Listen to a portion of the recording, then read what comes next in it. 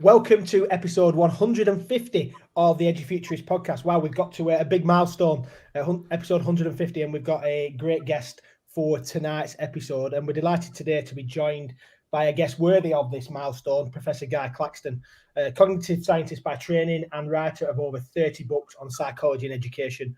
And most recently, one that I know that we've all been really excited about, a fascinating discussion on the future of teaching and the myths that hold it back, which John Hattie called a timely tour de force. Yeah, many of you will have heard of Professor Claxton's Learn and Power approach and will know that although he is officially retired, he is still Honorary Professor of Education at University of Bristol, Visiting Professor at King's College London, and Emeritus Professor at University of Winchester.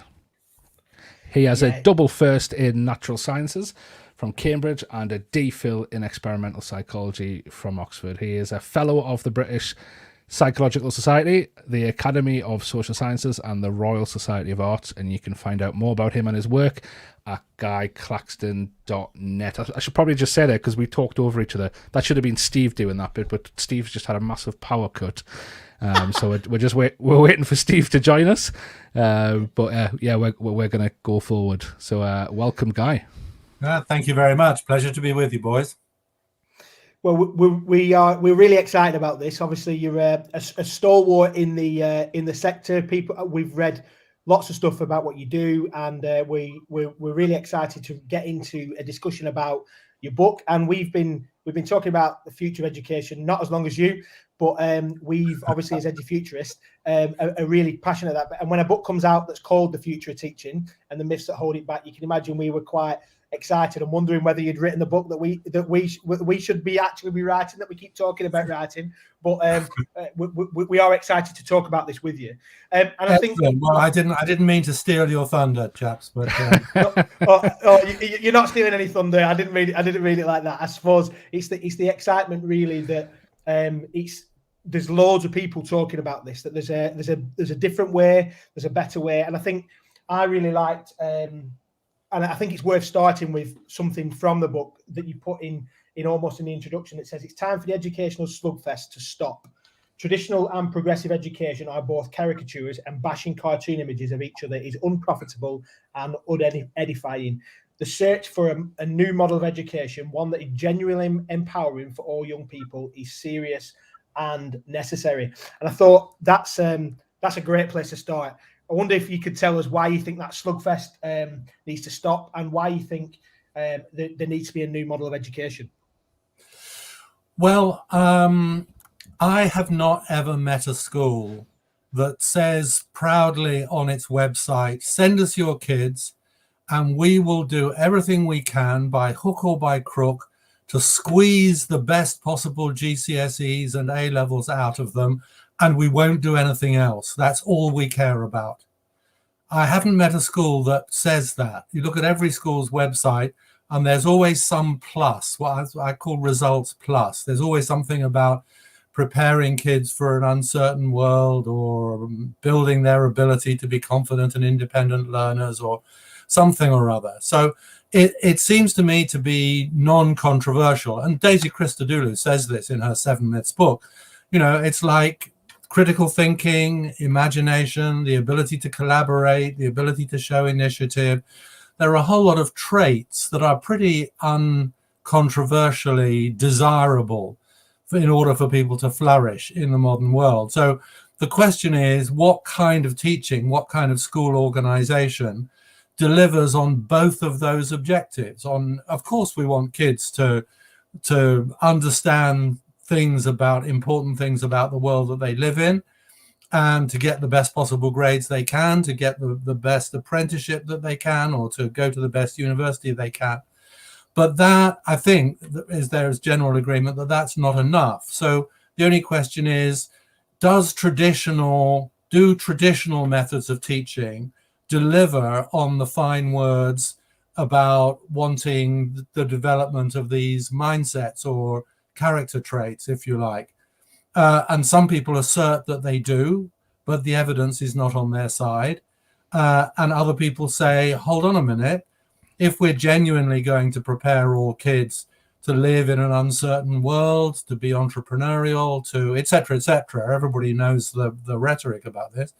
Then we need to stop and think hard about what kind of classroom atmosphere, what kind of culture, what forms of assessment, what nature of curriculum, particularly what kind of pedagogy is genuinely going to deliver on those ambitions. And for me, that's the starting point, really. That's why the book is called The Future of Teaching, because for me, it's like it's, open and shut case that's the deep, interesting conversation we ought to be having in education at the moment.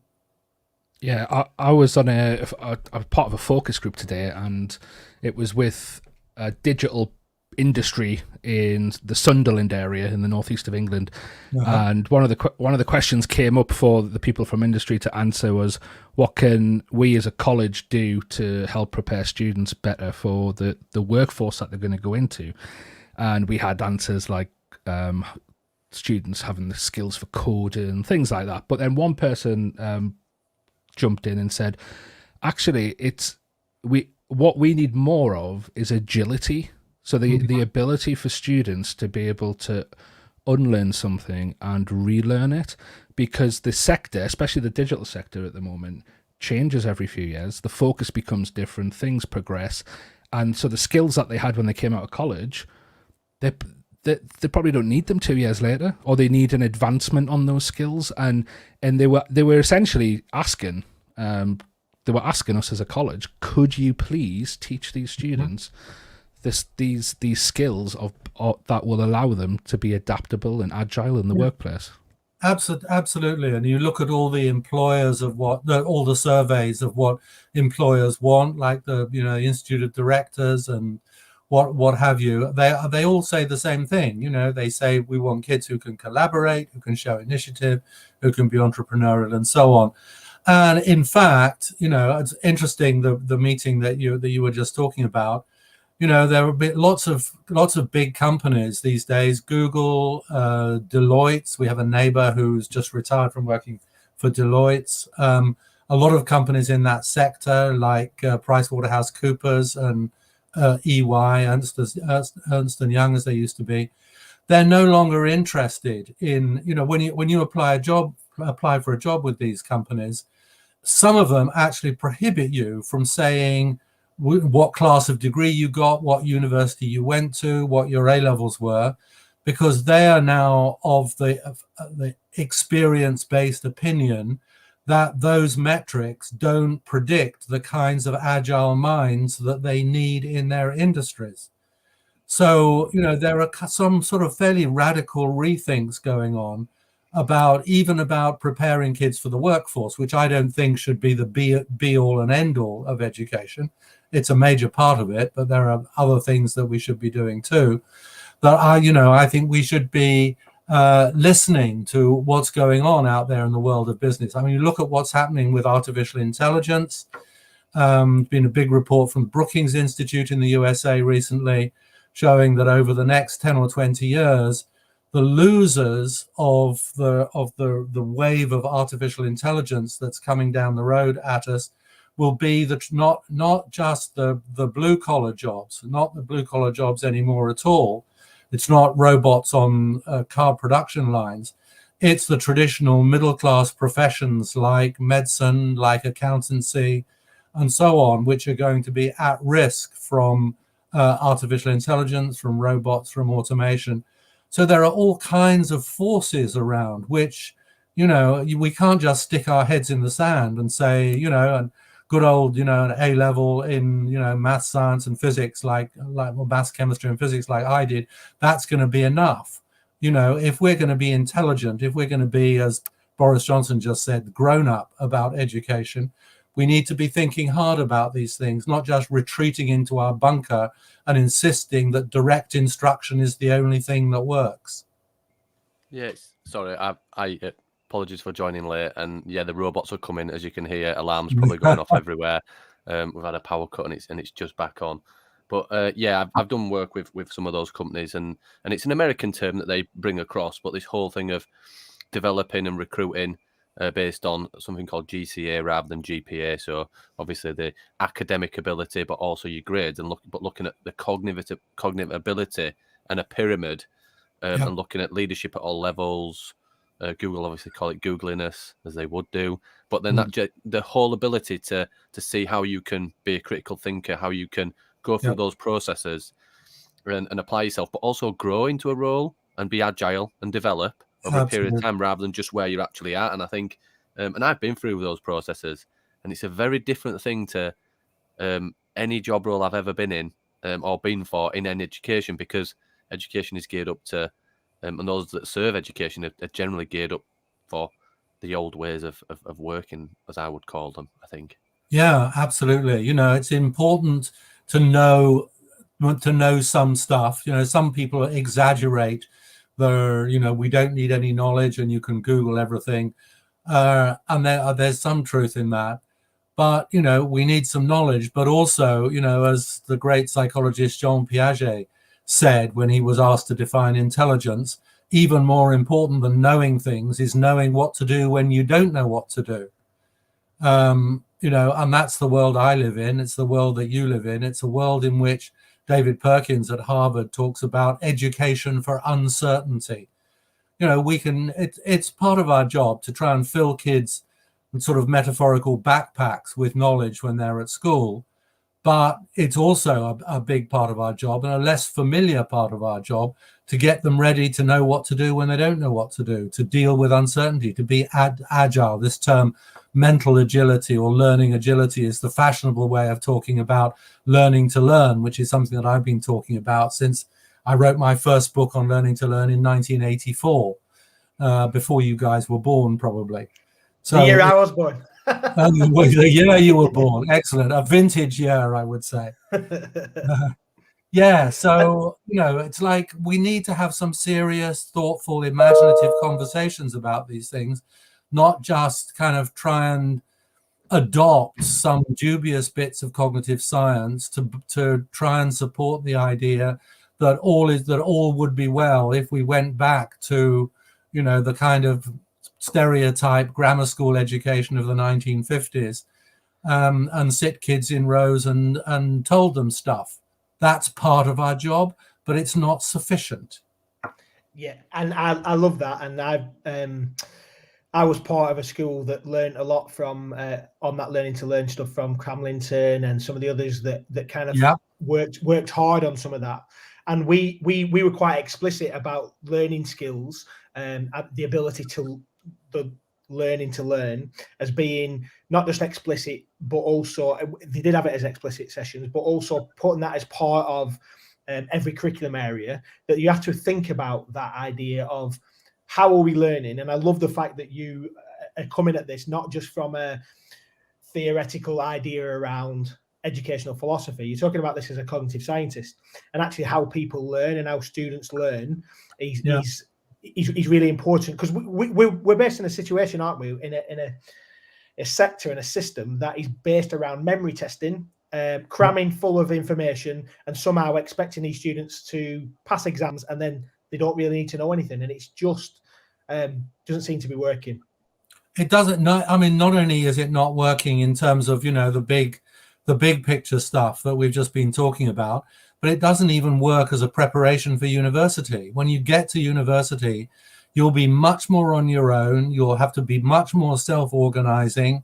You'll have to deal probably with workloads that are learning that's coming at you faster and more difficult than anything you ever did in school. You'll no longer be surrounded by a network of caring and exhausted teachers who are doing their best to pick you up and dust you off and push you through the exam things. You're going to have those capabilities, what Paul Tough in his book about How Children Succeed calls, like, to onboard those capabilities, to be resilient, to be self-organizing, to have the nous to say if you're falling behind in your second year lectures, to ask the teacher to explain, the lecturer to explain it again, or to put up a digital notice saying, is anybody else struggling with this stuff? Could we get together and make a self-help group?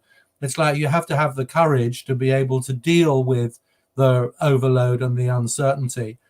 And lots of schools have got very good at kind of squeezing the grades out of kids through a lot of support, but often at the cost of developing those abilities. If we overhelp, overcorrect, overmanage, over-rescue students throughout their time at school, we're preventing them from learning how to do those things for themselves. And it just seems pretty obvious common sense to me that we should be stopping and thinking about what can we do in order to help the kids get the grades, but do it in a way that builds these vital mindsets or capacities for themselves.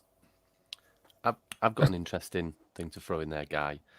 Based on the future of teaching and learning and all of this aspect, what would that do for universities? When I was at university, I did 3 years.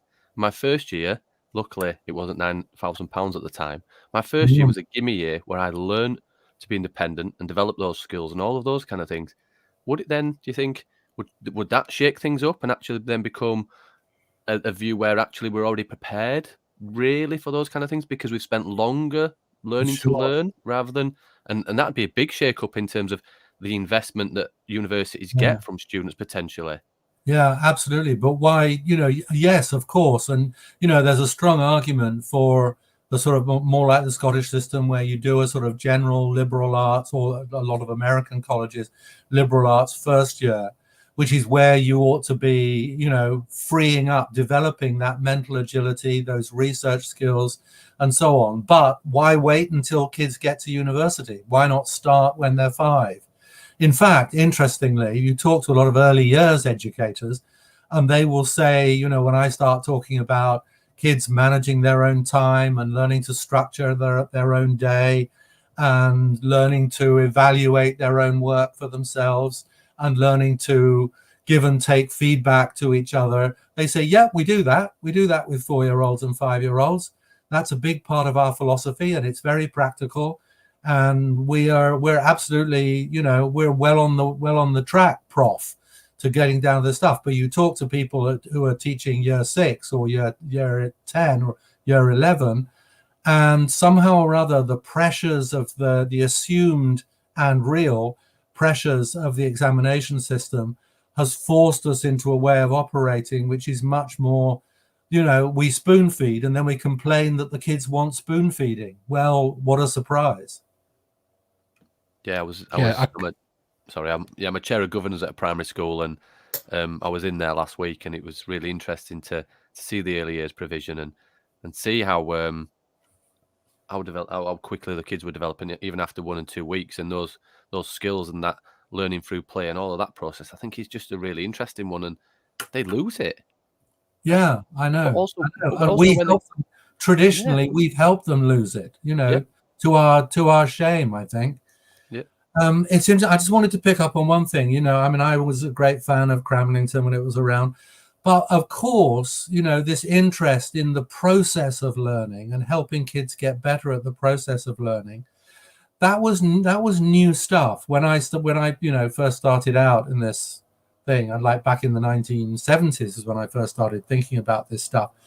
And it's like we've been on this. I know this, you can joke about this metaphor, but we've been on quite a journey of thinking about, what learning to learn means and what it is. So, we've been through the sort of beginning stages of, the bottles of water and the mind maps and the dividing kids into visual, auditory and kinesthetic learners. That was a start and a bit of sort of revision skills and what have you.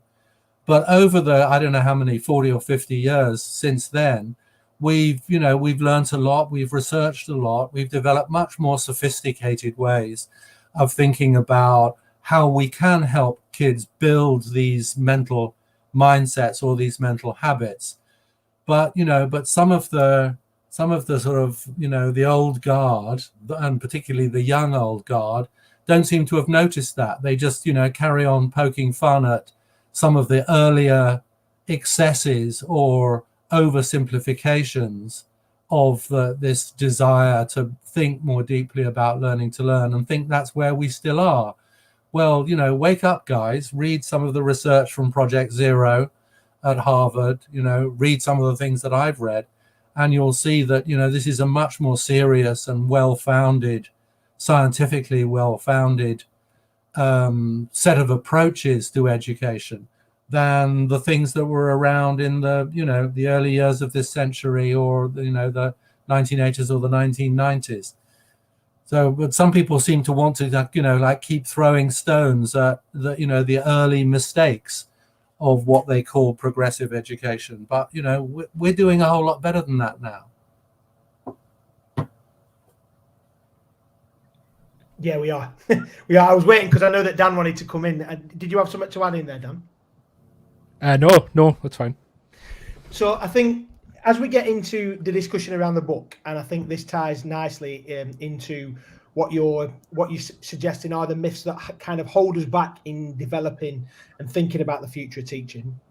And you work through 8 of those, and you talk about some of the things of why. And one of my I get a bit I get excited about stuff. These two will laugh. I get excited about stuff, but I really liked how when you talked about the purpose of education and about the values that we're trying to develop, and that's one of the myths that you say is holding education back.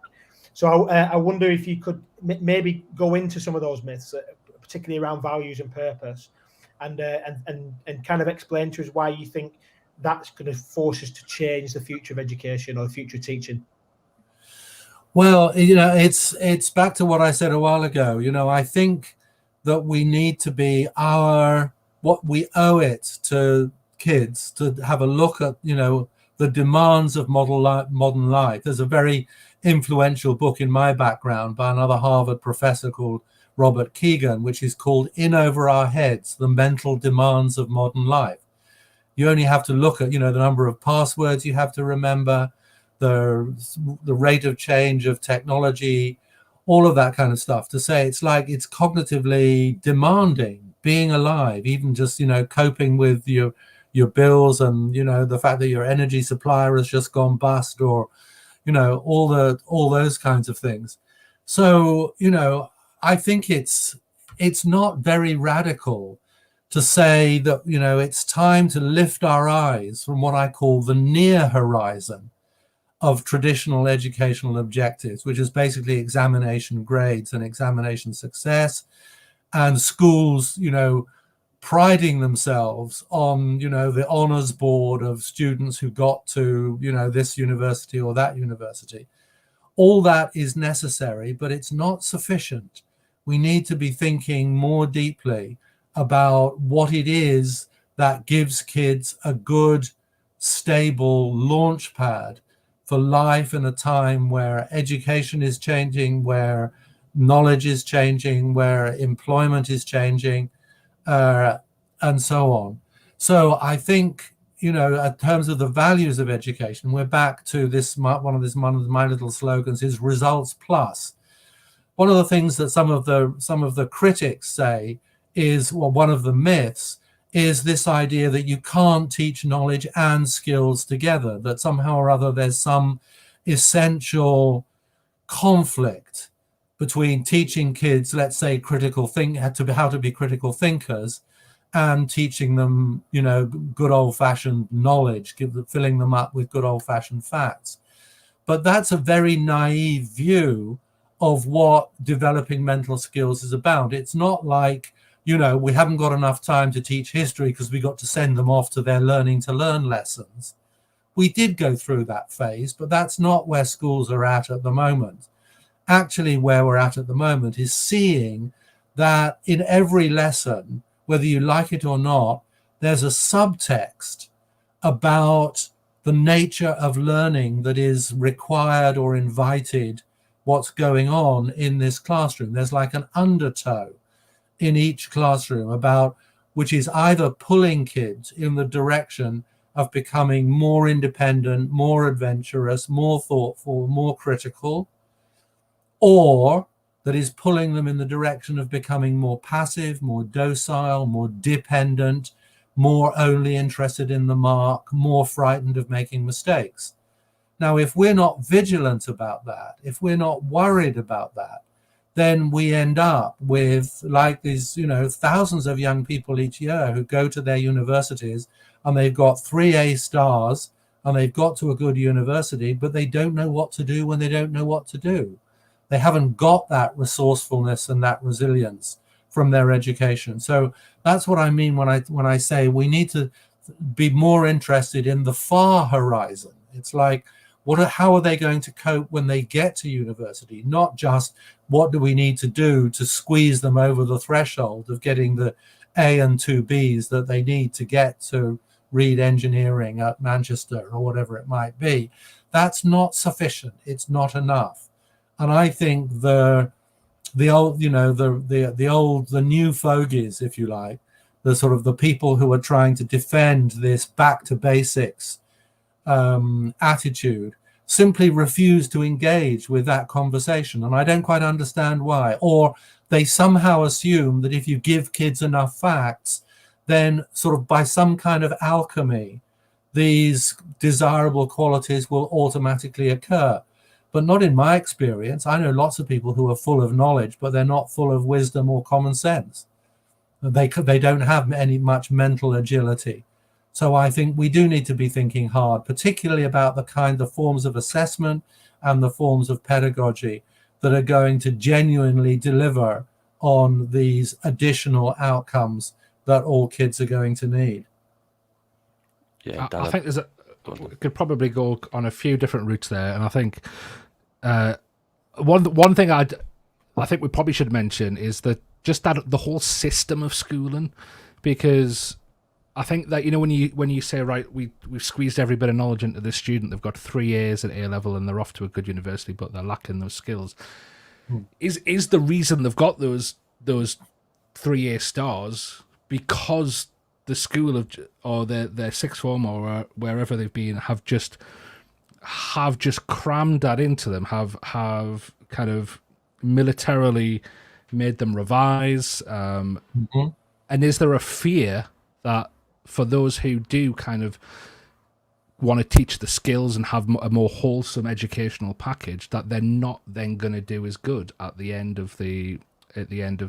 point assessment, and then it's going to look bad on the school because of the way how all that works and how schools are compared to one another. And I just think is it not?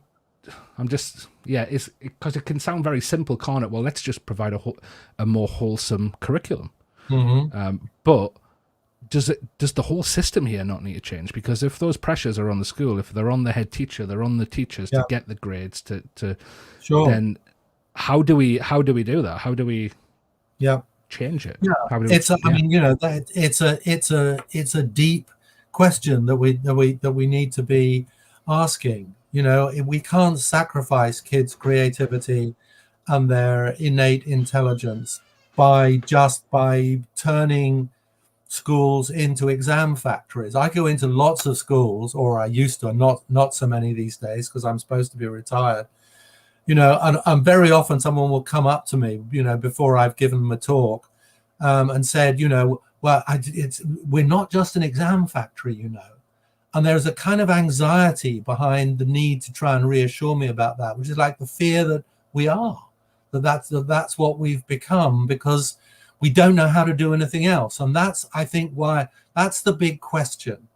It's like often teachers, well-intentioned, hardworking teachers, are squeezing the grades out of kids, are conveying their anxiety, are giving lots of kind of catch-up sessions and revision and repetition and all that kind of thing. Not because they think it's the best thing to do, but because we haven't had the conversation about, are there other forms of pedagogy which will deliver both? That's why I think the only question worth asking is, how do we do both? Not how do we shift? That's the old-fashioned question of traditional versus progressives. Not, we're going to do all this holistic stuff about preparing kids with future-oriented mindsets. Oh, but by the way, the exam results will suffer. That's the sort of naive worry that people used to have. The question is, how do we do both? I had an email a year or so ago, out of the blue, from a young woman who was then 17, called Imani. She'd read a book of mine, And she wrote to me just raging about her. In fact, she was 18. She'd just done her A-levels, raging about what she had had to do, how she had in her terms, to distort or pervert her intelligence in order to get the A star in history that she got, in order to get the place at Cambridge to read English, which she got, which she wanted to do.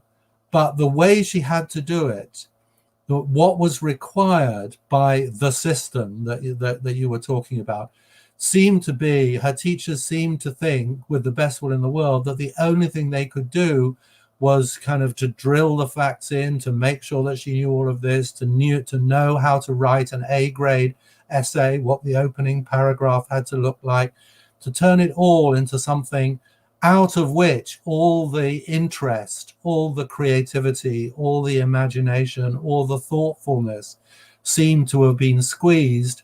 And she was just raging about what she'd had to do, how she'd had to misuse her mind, in her terms, in order to get those grades. And she's one of the successes of the school system. So goodness knows what, people who emerge from schools with, 2 or 3 not very good GCSEs, what they think about what school has done to their minds. I dread to think.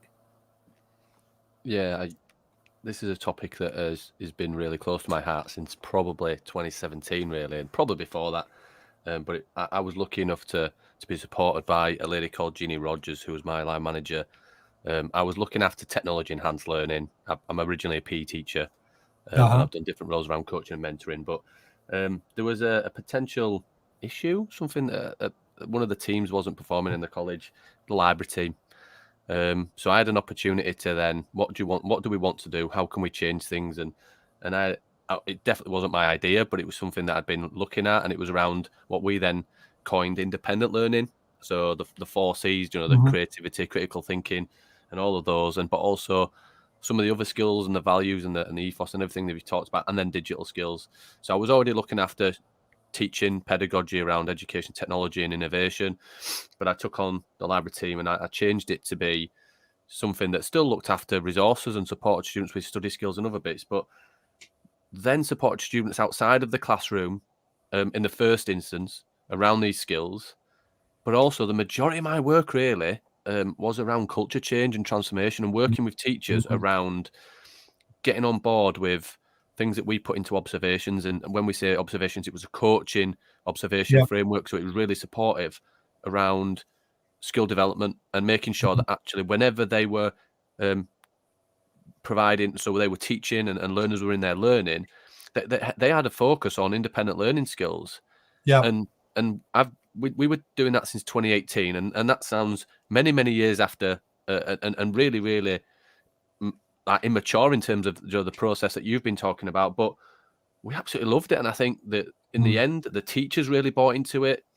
The executive leadership team didn't originally, but they did by the end. And I think it wasn't easy, but it was about engaging with all stakeholders, parents, students, and from a further education college, where actually we were probably getting students that were 16 or older, returning adults.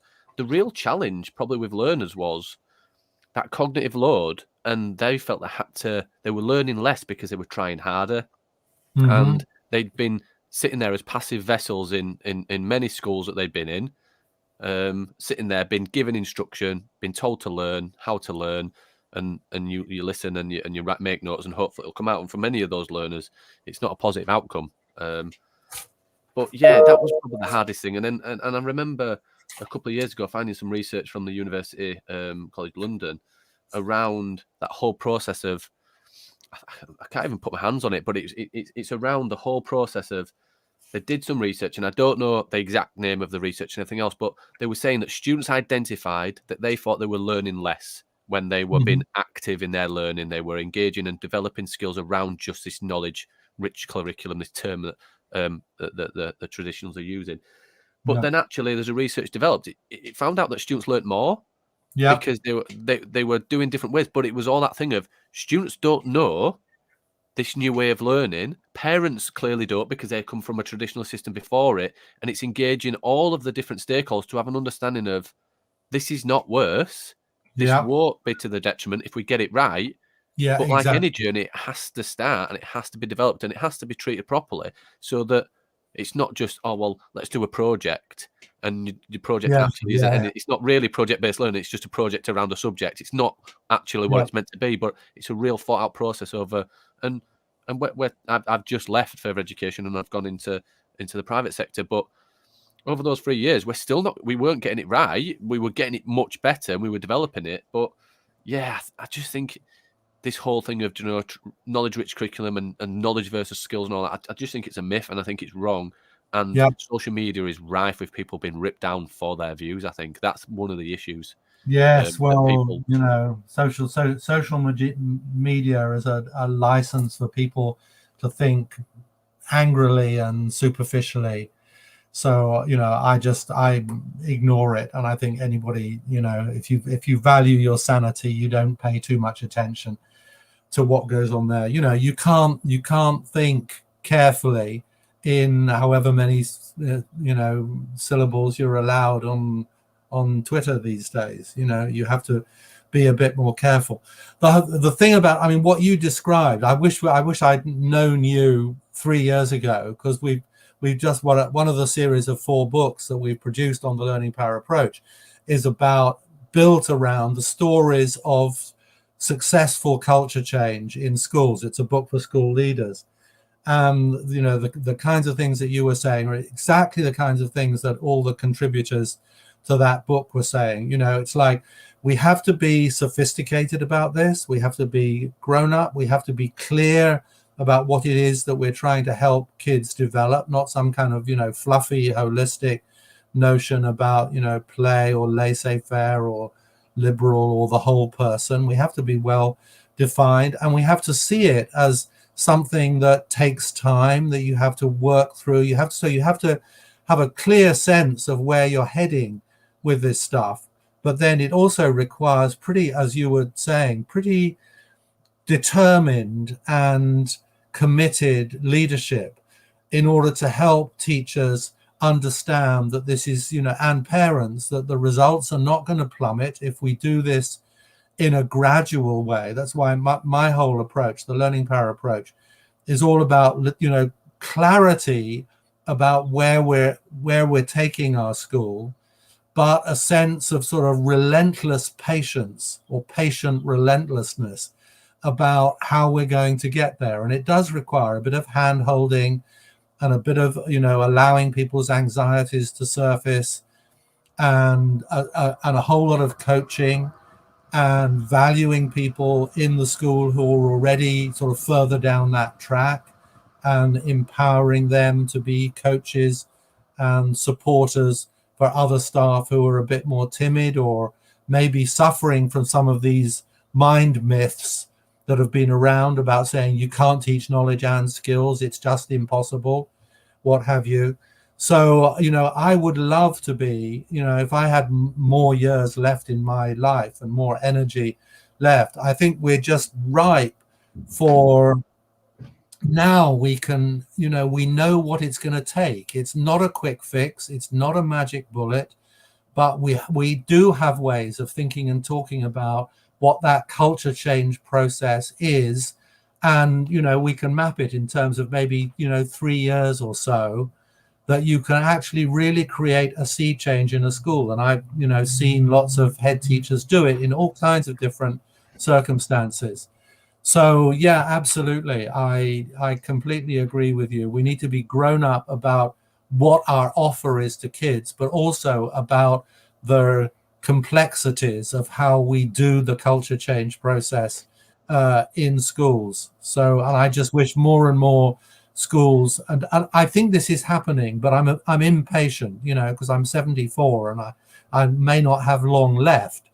It's like more and more head teachers ought to be shifting from this sense of sort of beleagueredness and, we're frightened of Ofsted and we've got to get the grades, and have the courage that dozens and hundreds of school leaders have had to say, yes, there is another way to help kids get the grades, and to do it in a way that builds the mental skills that they're going to need. And it's going to take a bit of determination and a bit of courage and some arguments and some coaching, but we're going to get there. Yeah, I think this is what I think.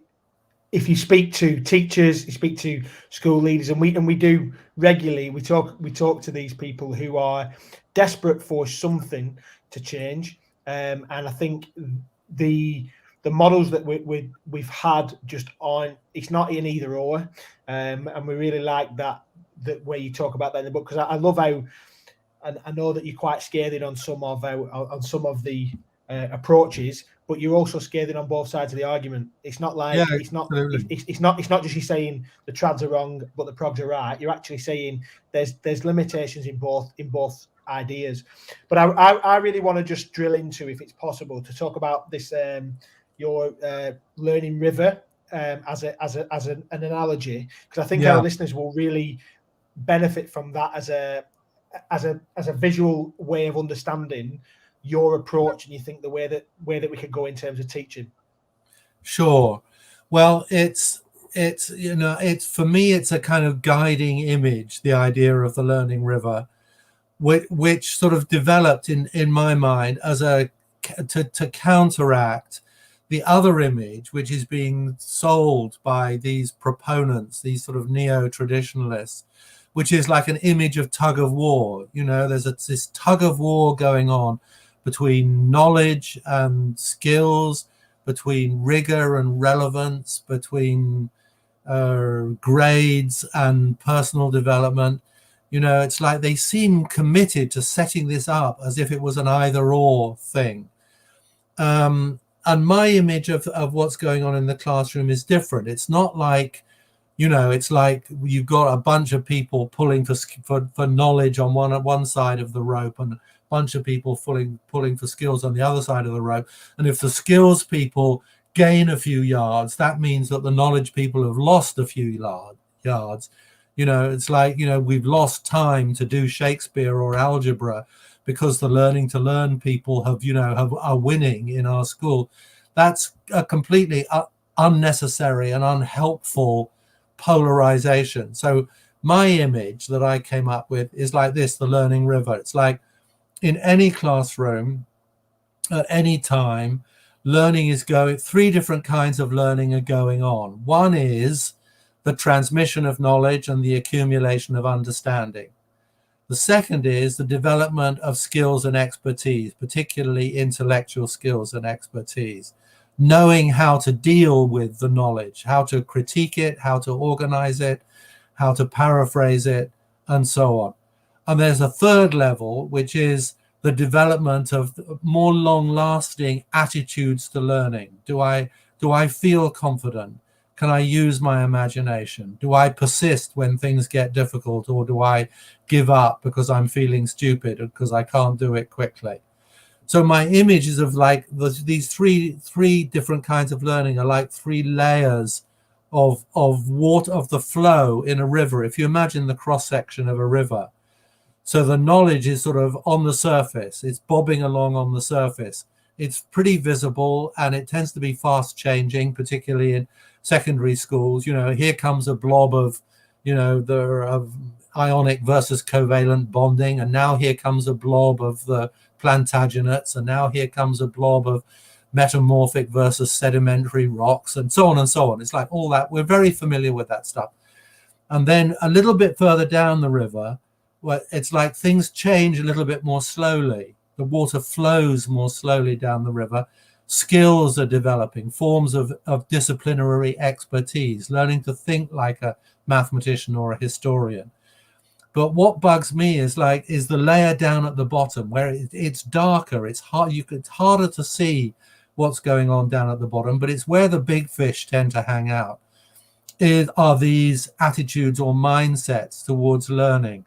I have this image you may or may not have had of going for a country walk and leaning over a country bridge over a little river with a friend, and she says, "Oh, look at those big fish down there," and you're looking down, and for the life of you, you can't see them for a while. And then gradually you change your focus and you begin to be able to look below the reflections of the surface, and you can see the fish swimming, the bigger fish swimming down lower in the river. And I think that's what we need to be doing as teachers. We need to be learning to be more vigilant, more mindful about the big fish of imagination and collaboration and self-organization and independence and so on that are going on down at the bottom. So it's not a tug of war. These three layers are always there. And our job as teachers is to be effective at helping kids develop at all of those three layers. So it's not about throwing out the knowledge. It's not about neglecting reading and writing. It's about engaging with those things whilst not forgetting that part of our job is to help kids learn how to manage and plan and organize and design and troubleshoot learning for themselves, because that's what they're going to need. One of the big things they're going to need when they get to university and beyond. So I find that image of like these different kinds of learning are not in competition with each other. They are layers that we need to think about how we develop our skill set as teachers so that we're being good at the knowledge transmission, we're being good at the literacy and numeracy development, but we're also being good at developing the big fish, which actually predict lifelong happiness better than the grades you got in your GCSEs and your A-levels. Love it, and it's a brilliant analogy. No, do you know what it was? We often have this little joke that we forget to push the unmute button, and we get excited. But yeah, so I think that idea is it's just a great thought, a picture, and a way to kind of visualize that there's layers to this learning, isn't there?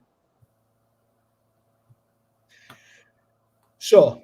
And layers to the future teaching. So thinking about, I think it probably, Ben, it'd probably be good to bring in some of these myths, because I think what you're talking about there, I think, and you address them in the book, but I think it's probably good to maybe go over some of those now, because I think there's a lot of people, and especially I work in FE now, but I've got a background in secondary, and there's a lot of attitudes within secondary education that would challenge kind of what you've just said, and I think one of them, of course, that's why I had to write the book.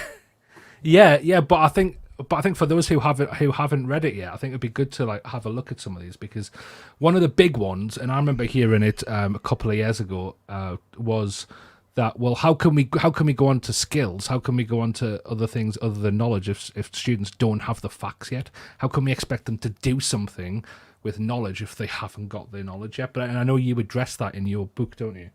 Yeah, sure. Sorry about the bell. That's someone ringing our front gate.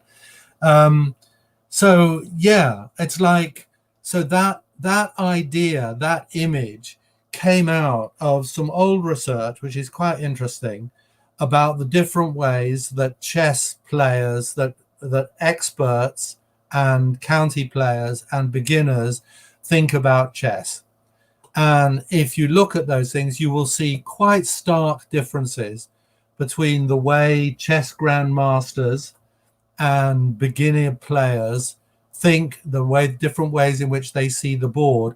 And if you focus on people who are novices and people who are experts in almost anything, you will find that there seems to be a kind of unbridgeable gap between the way the novices are thinking and the way the experts are thinking.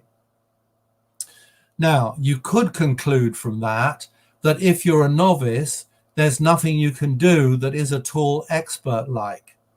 In other words, you kind of get mesmerized by this polarization. There are novices and experts, and novices can't behave like experts.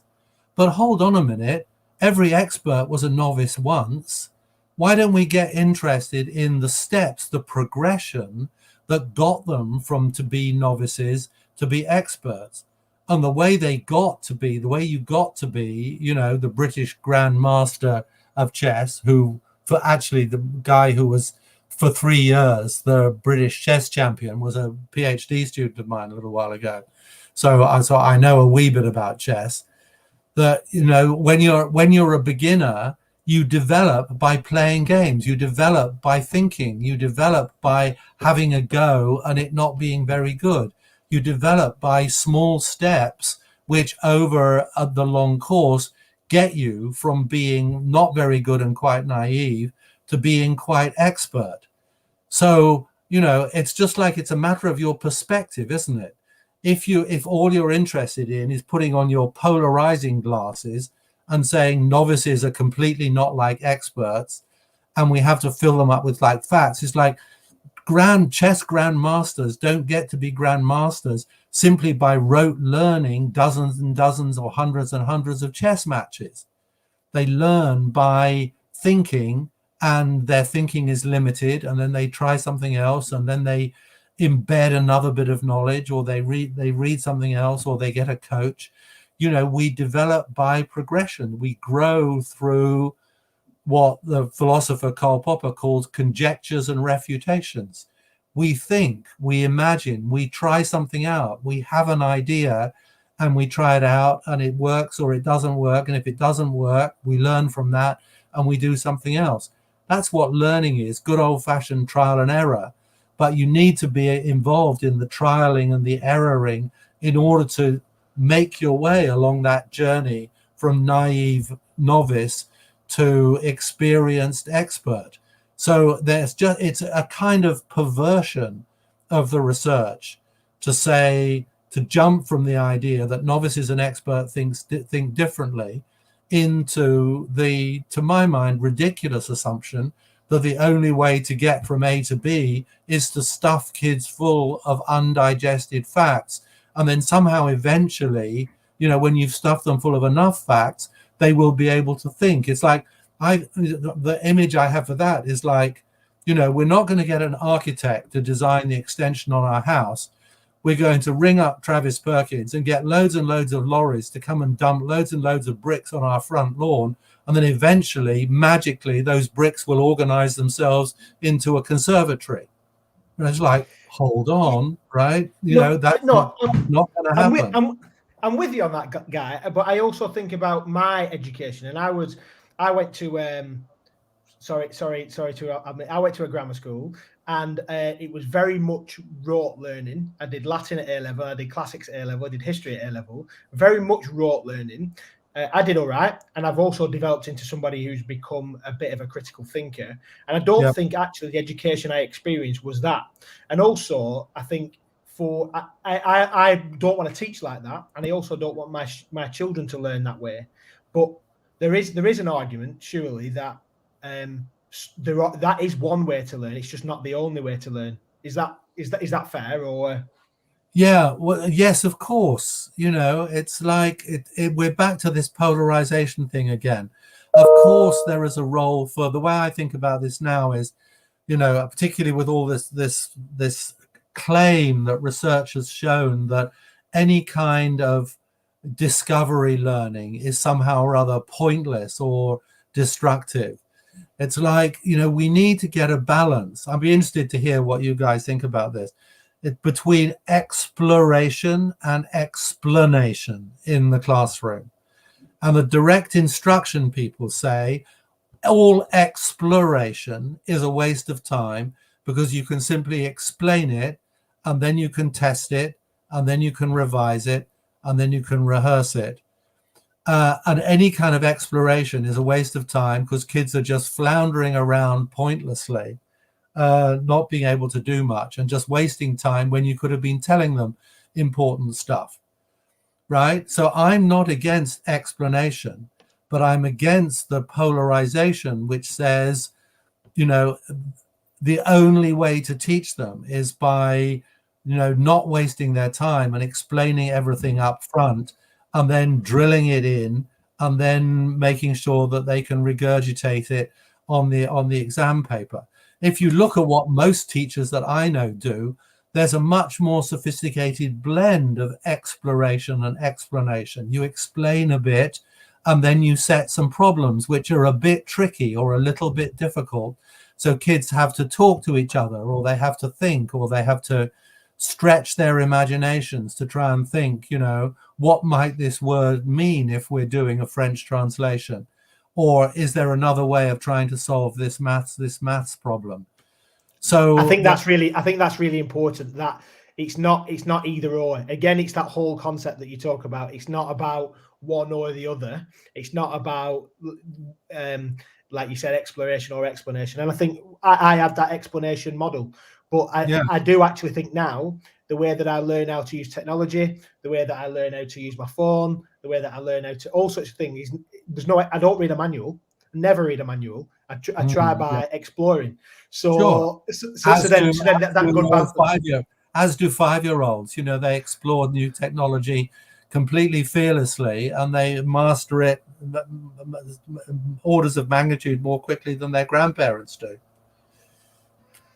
Yeah. My little girl's kicking off, so I'm torn between unmuting and muting here, but I'll go for it and say it quickly. Yeah, I think it's that whole thing of like I say, that it's not either or, but it's also something that we really, really miss, especially in England, around the personalisation and trying to just do everything exactly the same to everybody, and the impact that has. And they talk about the successes and look at the grades and everything else. I totally get it, but actually, how many of those children would have been successes?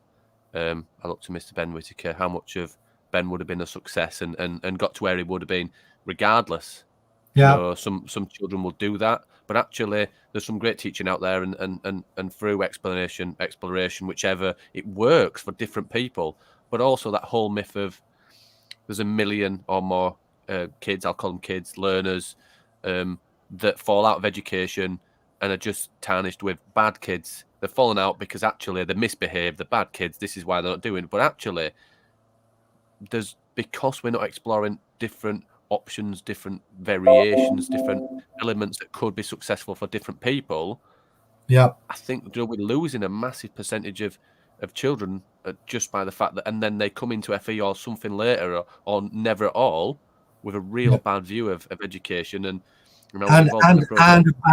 a bad view of themselves as learners. Yeah, this whole thing of failure at 16 if you've not got a grade or anything else, and progress. And I watched the video. I think it was a previous student or somebody who'd been around the whole thing around future of learning and the views that you share, and saying that actually it's just failure when you get to the age of 16.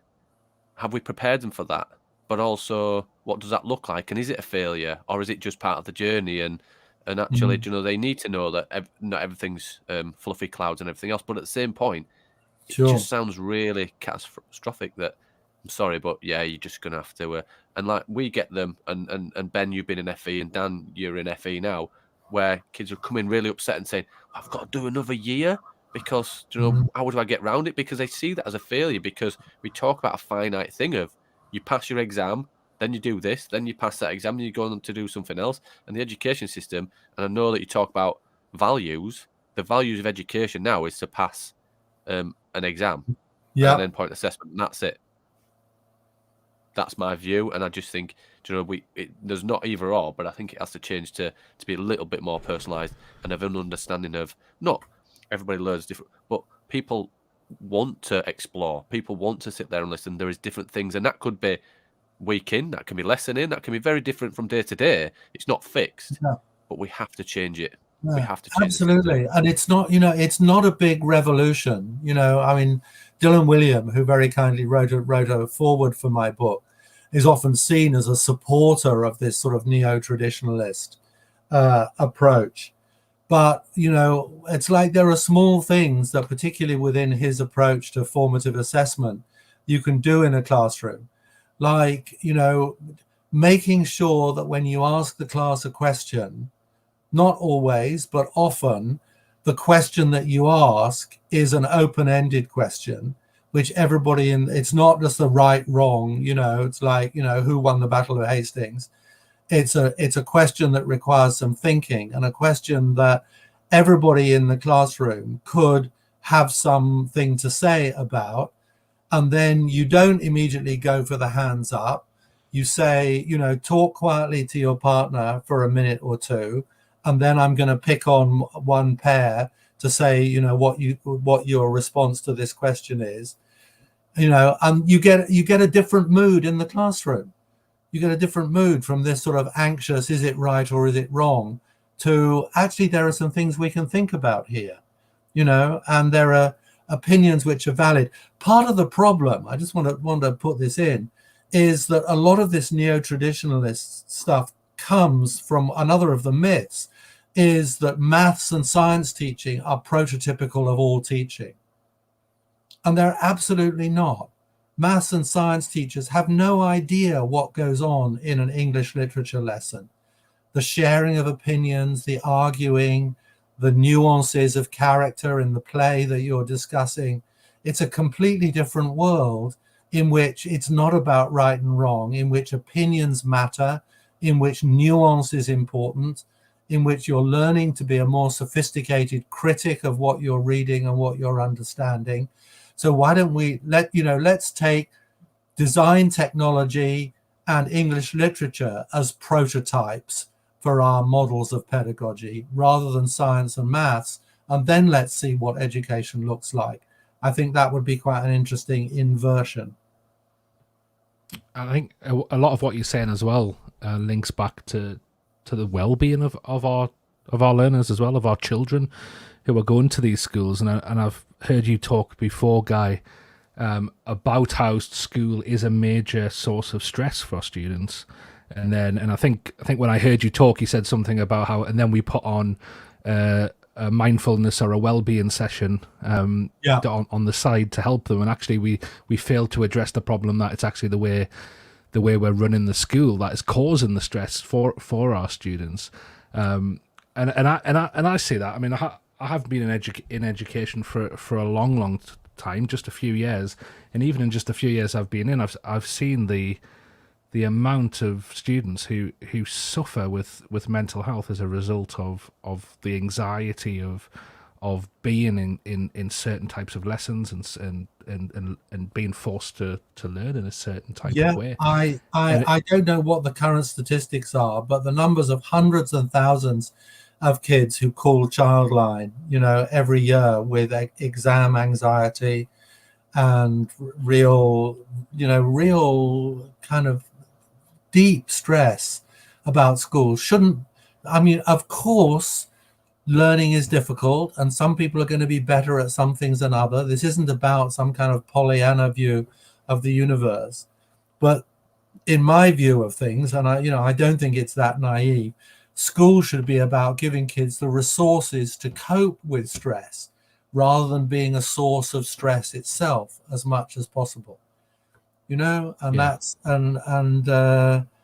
we've got something a bit wrong. We've got something a bit out of balance with this obsession with grades and testing and university entrance, which there is a significant amount of collateral damage to that view in terms of the self-esteem and the self-confidence of hundreds of thousands of young people who are good with their hands, good with their voices, good with their instruments, good with all kinds of other ways of being an honorable, economically active human being, which don't fit the narrow mold of getting GCSEs by writing, churning out a small little essay in a completely stylized form. Some kids are not good at that. Some kids refuse to do it.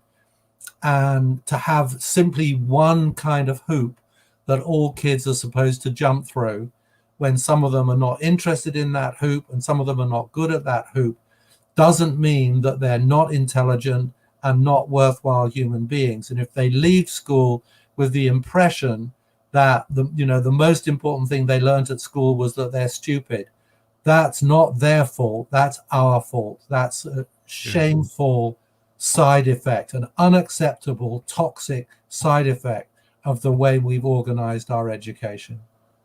Yeah, and I think it was last year, there was a group of chartered schools in America who actually came out and with a public letter and apologized for following some of these neo-traditional strategies from from a book that I'll not mention the name of, but I think we all know what that book's called.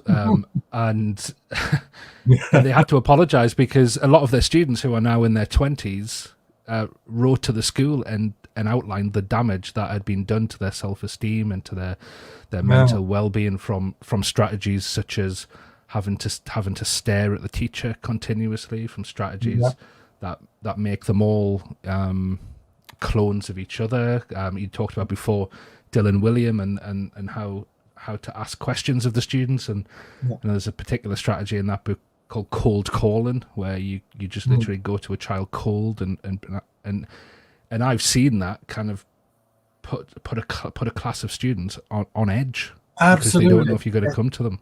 It's like there's a naive, inhuman way of responding to that idea, like putting kids on the spot, almost in a sort of punitive way. It's like, you weren't listening, Claxton, were you? You know, like that. Or, you know, but there's another way of doing that, which is about, you know, maybe you allow some exceptions. Maybe you don't just pull kids' names at random out of the, you know, the lollipop jar, you know, because some kids are shy. Some kids would not have that level of confidence. It would be an unhelpfully stressful thing for them to be put on the spot.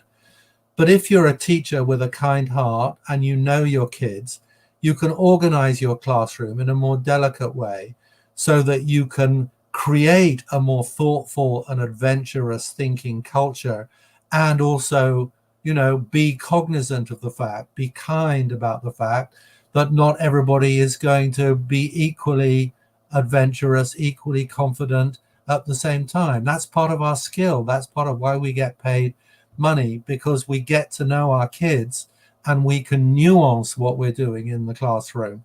But that doesn't mean that, you know, we have to default back to some draconian way of thinking about teaching because it's the only way it works. It's exasperating and depressing. Yeah, and I think that whole idea of, well, two different ideas of, which seems to get spread about a lot, is like that idea of every second counts and 100% thinking. And I remember that was in my training as well. I think that you need to, what you're doing with a class needs to demand 100% thinking and 100% attention all of the time. And I remember reading a research paper last year about how actually the human brain isn't supposed to be thinking all of the time in that way. It's designed to embed knowledge so that it doesn't have to do that. Yeah. It's cognitively expensive, and it's stressful to be put in that situation. I don't know, you know, I mean, I do good thinking for about, I don't know, 2 or 3 hours a day, and I'm still writing books. You know, and some of the rest of the time I'm playing bubble shooter. You know, I need to let my brain cool down or give myself a little reward for having written a tricky email. It's like, you know, this idea that's kind of this is just a kind of naive psychology. It's like, wake up, people. These are human beings you're dealing with. They get tired, they get fatigued, they get preoccupied. Oh my goodness. Oh. Yeah, I was talking to my partner's mother, and she grew up in Berwick-upon-Tweed, near the Scottish border, and she was telling me about how when she went to school, the school there overlooks the sea, and you got a lovely view out over the town of Berwick and into the sea. And she was telling me about how she used to love one lesson because she was in a classroom where she just got to put her head on the desk and she had a perfect view out to the sea, and she used to just look out, get some rest, and think about her hockey lesson in the next period. And as a secondary school teacher, as I was at the time, I was just thinking, God, I could, if I was your teacher, I could not let you get away with that. Which makes me think. We know we talk about this neo-traditionalism. Are a lot of these traditional ideas were they actually prevalent back 100 years ago anyway, or are we superimposing, or are some people superimposing this traditional idea onto. Well, yeah, I think so. school I system. think, I think it is, it's appealing to a particular kind of naive mindset. I loved your story about the person looking out to sea. I mean, I have a vivid memory of a time at school. I think I was about 14 when I wasn't able to look out over the North Sea, but I was looking we were writing, and I was kind of looking out of the window, just sort of musing on what I was going to write next. And the teacher pounced on me and he said, "What are you doing, Claxton?" I said, "I'm thinking, sir." He said, "Well, stop it."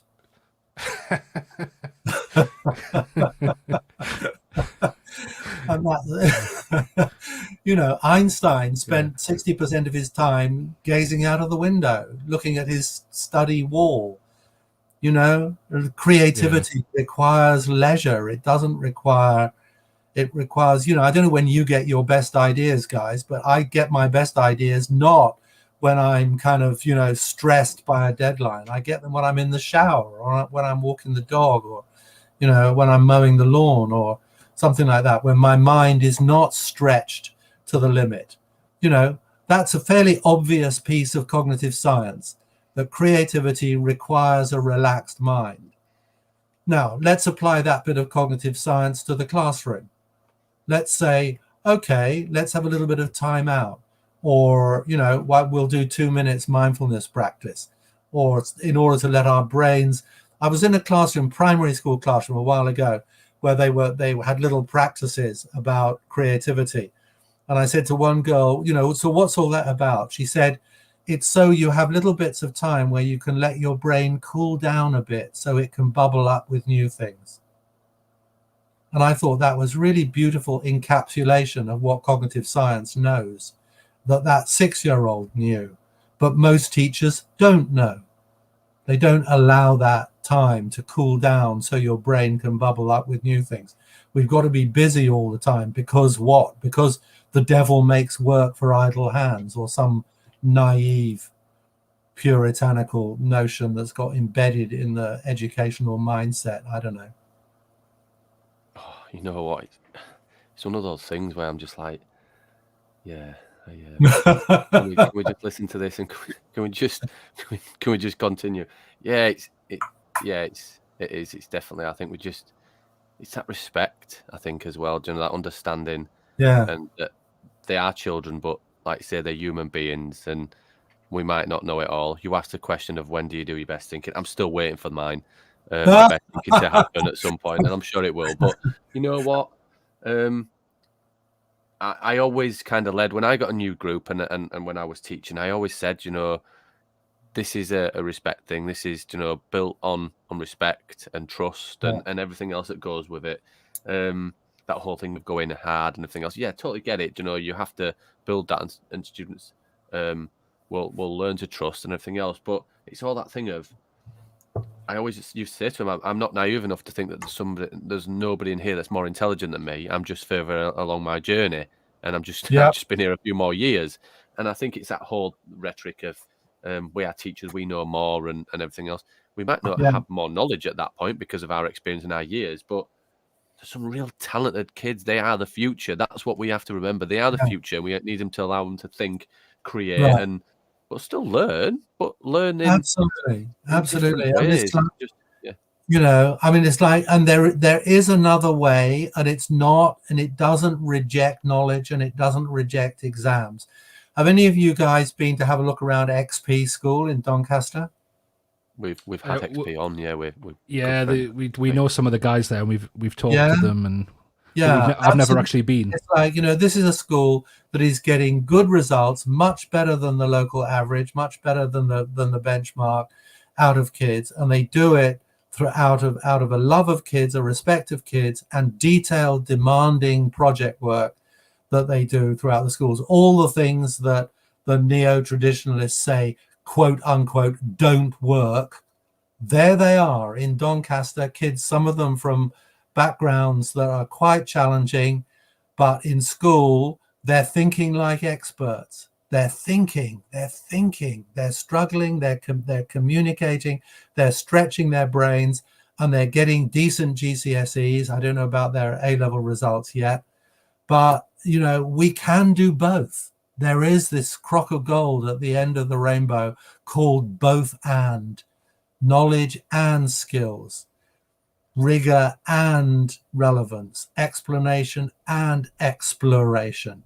It's like, why wouldn't we go looking for that? Why get stuck in some naive mindset? Thank goodness at least, you know, Nick Gibb has gone in the latest shuffle, because he was a big proponent of this naive, draconian way of thinking about education. Whether his replacement as schools minister will be any better, I don't know. But, you know, it's like we need to be slightly more intelligent about the opportunities and the possibilities that there are for helping kids develop their knowledge and their skills and their confidence and their attitudes. It doesn't mean when you go down to that end of the spectrum that you've gone soft, you've gone woolly, you've gone mumsy, you've gone laissez-faire. That is a complete distortion of what true education should be about. We're looking for all of those things together. And if you go to schools like XP or Isaac Newton Academy in North London, or hundreds of schools that I could point you at, they are living, breathing proof of the fact that you don't have to sit kids in rows and drill them full of stuff and treat the kids who didn't get the grades in the exams as an acceptable collateral damage of that model of teaching. It doesn't have to be that way. Wow. I don't know whether I keep wanting to ask more questions, but you know what? I think it's a great way to end it. It's, you know, yeah, it's been absolutely brilliant. I often say this, but I might hang my hat and say this has probably been my favourite, and probably the favourite podcast I've ever been involved in. I've absolutely loved it. And yeah, it's really interesting. I know you've called people out in the book, and I know some people are not your biggest fans, but I was saying to the lad before we came on and everything else, I was like, it's really interesting how they respond, because they can call out other teachers for being progressive, as they call it, and everything else. But how do you call out a professor who has an understanding of psychology and has done all of this? I think there's real fear. There really is. But I think it's more than that. I think we need to start the movement. And if the system is broken, we create another one to support what we actually need it to be. But you know what, Guy, it's been an absolute pleasure and a great way to spend an hour and 20 minutes of my night. Yeah, so thanks for joining us. Not at all. It's been a pleasure. It's always a pleasure to talk to people who are like you guys, who are kind of thoughtful and open-minded and not sort of doctrinaire and dogmatic about what's going on, but willing to engage with this. I think, you know, climate change is important and gas bills are important, but I can't think of anything more important than engaging as intelligently and imaginatively as we can with the reconfiguring of education. I think that's the most important question that faces us globally. And thank you for the opportunity to have a chance to share some views with like-minded people. Thanks, Guy, and have a good night. Thank you. Okay, thanks very much. Bye-bye now.